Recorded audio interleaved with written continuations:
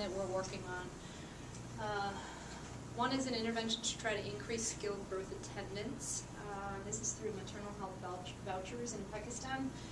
What they did is develop a little booklet with 7 vouchers in it. There were 3 for antenatal care visits. There were transport reimbursements, and then it was a voucher for a delivery at a Green Star, which is the network franchise there, delivery with one of the Green Star providers, and then if they needed emergency care like a C-section, there was either a referral or that facility that covered the C-section.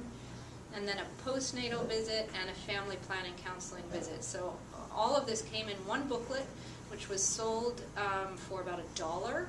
The value of the booklet was close to $60, so it was hugely subsidized, very costly. And then when they presented the voucher, so there were outreach workers that would go into the community and identify poor and vulnerable. So they had a criteria of poverty, and whether the woman had done her last delivery at home or in a facility. So they were vulnerable if they delivered at home before, because it means they weren't getting skilled birth attendants. So they would qualify, they would go and use the vouchers at a Green Star facility, and PSI or Green Star organization would reimburse the provider for the value of the care provided for each voucher, which was predetermined. So if it was $1 for an antenatal visit, when they got a voucher, we would reimburse them $1 for the antenatal visit. For the delivery, I think it was $25 or $30.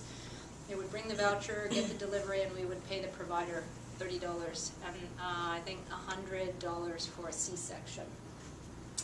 So this is just a couple of pictures of vouchers and babies and recipients. One of the successes.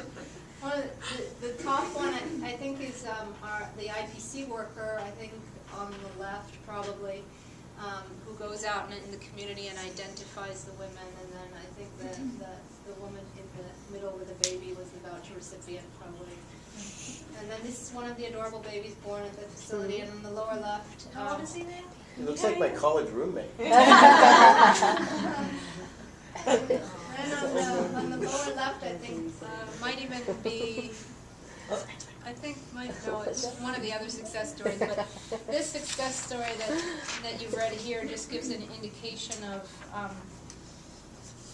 a personalized story about how this has impacted women. And what they found through the voucher results, it's been going on for a year now, is that out of the vouchers that were given, which was in this case, in this pilot was only 2,000, 98% of them were actually used for facility-based deliveries. It was a huge increase in facility-based delivery. Once you overcome the cost barrier, the transport barriers, women do want skilled people to help them with delivery. So it was highly, highly valued, this being able to get a delivery for, the cost of $1, basically, put it within the cost realm of poor and vulnerable women.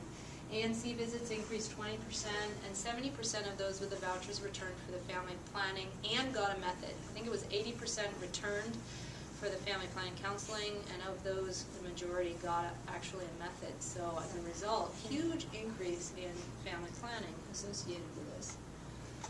So some of the lessons learned were that, of course, we can have substantial improvements in facility delivery with this sort of intervention. It happened within 12 months. And what was also interesting was there was a huge spillover effect of institutional deliveries. The women with the vouchers, on average, brought 3 or 4 family members or friends of theirs who were pregnant to deliver at that facility without vouchers.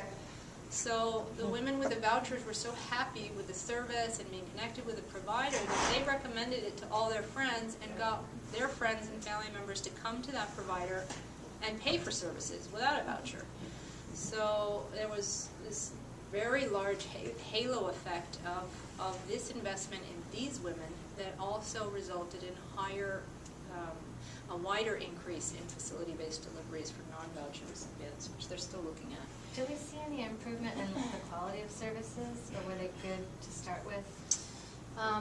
I don't know whether they've shown that. There was a big component at the beginning in the selection of the providers, that they had to select providers that were already meeting minimum standards, and that was predetermined, and they had additional training and mandatory use of things like partograph. So the quality was guaranteed at the beginning for all the providers. So whether it improved or not, I don't know, but it was a criteria at the beginning that the providers that were selected were evaluated and had to meet the minimum standards. So the third one is just that private sector has a very high potential in countries that have significant involvement of the private sector in healthcare to contribute to playing a role in increasing facility-based deliveries and reducing maternal mortality. So that was the one example of vouchers. We're interested in doing that in other countries. There are donors that are getting more and more interested in vouchers and things like health insurance. So those are things that a number of countries are working with. Safe childbirth checklist is a pilot that's going on and being tried in India. And the objective is to increase the knowledge and skills of the providers at the time of delivery. It's been identified that lack of provider skills and provider knowledge and the correct and best practices around delivery have contributed to maternal mortality, so that if we can use this simple checklist that was developed and train the providers to do that simply by improving their knowledge and skills and basic best practices of delivery, we can reduce neonatal and maternal mortality. And they're just starting that in India now. So let's talk about safe and unsafe abortion briefly.